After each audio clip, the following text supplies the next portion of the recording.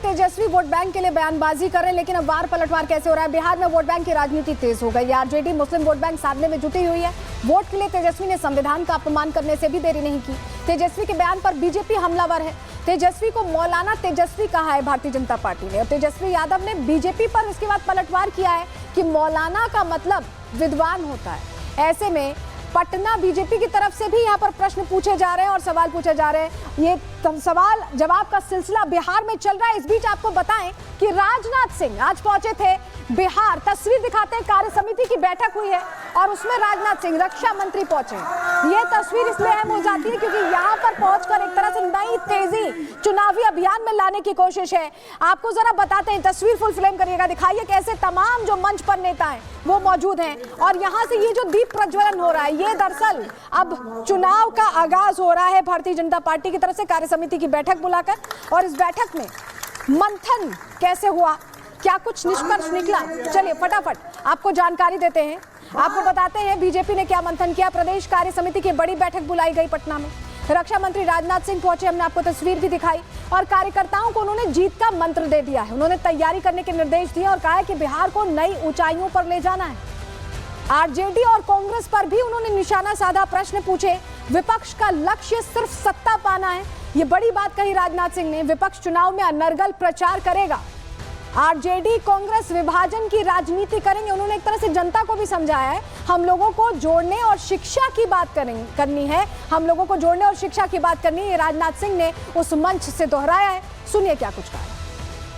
कांग्रेस और आरजेडी जैसी पार्टियों का केवल एक ही मोटिवेशन होता है, सत्ता में बने रहना। जबकि भारतीय जनता पार्टी का उद्देश्य है कि हर नागरिक की गरिमामय जीवन सुनिश्चित होना चाहिए। हर बूथ, हर मोहल्ले, हर पंचायत में जाकर मोदी जी के नेतृत्व की बात कहें, भाजपा की बात करें, लेकिन उसे सिर्फ भाषण न बनाएं, उनके कामों की सफलता की बात करें। लोगों को यह भी समझाएं कि भाजपा केवल सरकार नहीं चलाती है, समाज निर्माण करती है। कांग्रेस और आरजेडी जैसी राजनीतिक पार्टियां केवल कुर्सी पाने की लालसा से प्रेरित हैं, लेकिन भाजपा की प्रेरणा है सिर्फ और सिर्फ राष्ट्र निर्माण। कांग्रेस और आरजेडी जैसी पार्टियों का केवल एक ही मोटिवेशन होता है, सत्ता में बने रहना। जबकि भारतीय जनता पार्टी का उद्देश्य है कि हर नागरिक की गरिमामय जीवन सुनिश्चित होना चाहिए। तो देखिए, आरजेडी जहां एक तरह से वक्फ को लेकर बार बार बयान देकर कोशिश ये कर रही है कि मुस्लिम वोट बैंक उनके हाथ में रहे, वहीं राजनाथ सिंह ने मंच पर संबोधित करके ये बता दिया कि संविधान के जो विरोधी हैं, जो अपमान कर रहे हैं, उन पर कहीं ना कहीं नजर है, उनको जनता के सामने एक्सपोज करेंगे और इसके जरिए पिछड़ों को साधने की यहाँ तैयारी बीजेपी भी करती दिखाई दे रही है। रिपोर्ट इसी से जुड़ी आपको दिखाएं।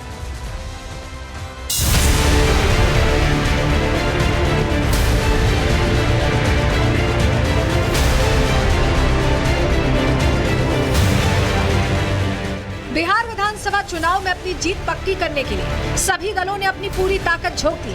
आरजेडी जहां वक्फ कानून को मुद्दा बनाकर मुस्लिमों के 17% वोट को साधने में जुटी है, वहीं आज पटना पहुंचे रक्षा मंत्री राजनाथ सिंह ने बिहार में बीजेपी की चुनावी रणनीति जाहिर कर दी। एक तरफ बूथ लेवल कार्यकर्ताओं के जरिए जन जन तक विकास योजनाओं की जानकारी पहुँचाने का मंत्र दिया, तो वहीं विपक्ष की मंशा पर सवाल भी खड़े किए। विपक्ष की झूठी बातें और भ्रम फैलाने की राजनीति को तथ्यों और तथ्यों के साथ जवाब दीजिए, और जवाब दीजिए तो आत्मविश्वास के साथ जवाब दीजिए। हमें यह भावना घर घर तक पहुंचानी है कि बिहार पिछड़ा नहीं है, बल्कि बिहार को पिछड़ा बनाया गया है। आरजेडी और कांग्रेस फिर से विभाजन की राजनीति को हवा देंगे, यह मानकर चलिए। जातियों में बांटेंगे, वर्गों में लोगों को बांटेंगे, लेकिन हम विकास और विश्वास की राजनीति करते हैं। इसलिए जब विपक्ष नफरत की राजनीति की बात करे तो उसका जवाब और कुछ नहीं हो सकता, वह सेवा की राजनीति हो सकती है। उसी सेवा की राजनीति से ही उसका जवाब देना। बिहार की धरती साहित्य, विज्ञान, धर्म और आध्यात्म के जरिए अपनी ऐतिहासिक पहचान रखती है, लेकिन परिवारवादी पार्टियों ने बिहार को अपनी असली पहचान से दूर रखा। ऐसे में बीजेपी वादा कर रही है विकसित भारत का रास्ता बिहार से होकर गुजरेगा। साथ ही बिहार के लोगों को लालू के जंगल राज की याद भी दिलाई जा रही है। लालू जी कहते थे कि उन्होंने बिहार को स्वर्ग नहीं स्वर दिया है। साथियों, यह सच है कि उन्होंने बिहार को न स्वर्ग दिया, न स्वर दिया और न बिहार को स्वाभिमान दिया। बस दिया यदि लालू जी ने तो डर दिया, भ्रष्टाचार दिया और दबंगों का राज। आज की कार्य समिति की बैठक में 2 अहम प्रस्ताव पास किए। पहले प्रस्ताव में जहां बिहार के विकास और केंद्र सरकार की उपलब्धियों को रेखांकित किया गया, वहीं दूसरा प्रस्ताव आरजेडी अध्यक्ष के खिलाफ लाया गया। इस प्रस्ताव के जरिए बिहार की जनता को आरजेडी के संविधान विरोधी चेहरे से रूबरू कराया गया। पटना पहुंचे राजनाथ सिंह ने यह साफ कर दिया कि विपक्षी दल अगर तुष्टीकरण की राजनीति करते हुए वक्फ कानून के खिलाफ खड़े होंगे तो संविधान विरोधी विपक्ष की सोच को जनता के सामने लाया जाएगा। Bureau report, Republic Bharat.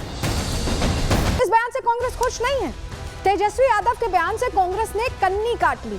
Congress प्रदेश अध्यक्ष का तेजस्वी के दावे पर बयान आया है। इंडी गठबंधन का सीएम फेस अभी तय नहीं, ये राजेश जी कह रहे हैं। हमारी प्राथमिकता एनडीए को हराना है और तेजस्वी के ऐलान से कांग्रेस प्रदेश अध्यक्ष खुश नहीं दिखाई दे रहे हैं, संतुष्ट नहीं दिखाई दे रहे हैं। यही वजह कि तुरंत उन्होंने ये बयान दिया। क्या तेजस्वी कांग्रेस पर दबाव बना रहे हैं? क्या वो अभी से ही एक प्रेशर पॉलिटिक्स करने में लग गए हैं? क्या बिहार में कांग्रेस का हाल बाकी राज्यों जैसा होगा, यानी एक तरह से सेकंड सीट पर बैठते हैं, ड्राइविंग सीट पर नहीं बैठ पाते, वैसी स्थिति क्या कांग्रेस की होने वाली, जो एक राष्ट्रीय पार्टी है और क्षेत्रीय पार्टी हावी होने वाली है? क्योंकि तेजस्वी का इशारा इसी ओर है। क्षेत्रीय दल क्या अब कांग्रेस की राजनीति तय करेंगे? कम से कम तेजस्वी जिस तरह का बयान दे रहे हैं उससे तो यही समझ में आ रहा है कि अब यही हालात होने वाले हैं। लेकिन समीकरण क्या रहे? क्यों तेजस्वी इतने पुरजोर तरीके से, इतनी मजबूती से ये कह पा रहे हैं कि आरजेडी का ही मुख्यमंत्री होगा? क्यों कांग्रेस को बैक सीट पर बैठाने की बात कर रहे हैं? जरा इसके लिए हमें थोड़ा पीछे जाना होगा, आपको बताते हैं, क्योंकि जो 2020 का चुनावी आंकड़ा था वो आपके लिए देखना जरूरी है। ये देखिए गठबंधन के कौन कौन से चेहरे हैं, पहले समझिए। इंडी गठबंधन में आरजेडी है, कांग्रेस है, इसके अलावा सीपीआई है, सीपीआईएम है और वीआईपी है। और इसमें 2 पार्टियां प्रोमिनेंट आपको दिख रही होंगी, आरजेडी और कांग्रेस।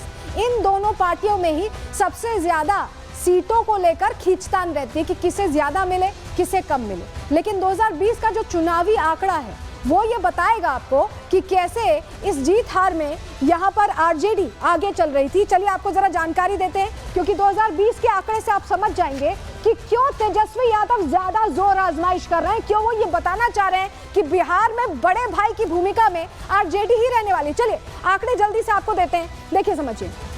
144 सीटों पर आरजेडी ने लड़ाई लड़ी, 70 सीटों पर कांग्रेस ने लड़ी और लेफ्ट ने 29 पर। लेकिन जीत कितनी हुई? सबसे ज्यादा आरजेडी 75 सीटों पर जीत हुई थी और सबसे बड़ी पार्टी बनकर उभरी थी उस वक्त। कांग्रेस 70 सीटों पर 19 सीटें जीत पाई, 29 सीटें लेफ्ट को दी थी, जिसमें से 17 पर उनकी जीत हुई। लेकिन अगर आप परसेंटेज देखेंगे तो 52% जीत आरजेडी की हुई, सबसे ज्यादा स्ट्राइक रेट रहा।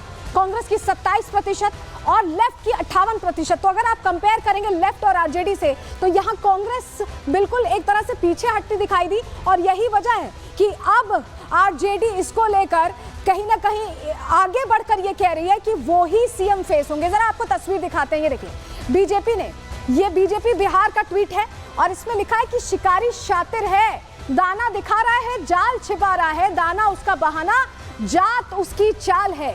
यानी एक तरह से, और देखिए ये तस्वीर देखिए, हाथ में उनके संविधान है, वो लाल किताब जो राहुल गांधी दिखाते हैं वो तेजस्वी यादव भी दिखा रहे हैं, और पीछे शरिया कानून की किताब देखिए कैसे छिपा रखी है। ये तस्वीर देखिए, ये तस्वीर इसलिए जरूरी हो जाती है क्योंकि ये इनका दोहरा रवैया, दोहरा चरित्र दिखा रही है। बीजेपी की तरफ से ये ट्वीट करके प्रश्न पूछे गए और इसी तस्वीर के बाद बीजेपी प्रवक्ता गौरव भाटिया ने कड़े सवाल किए हैं। तेजस्वी यादव ने जवाब भी दिया है, दोनों को सुनवा रहे हैं।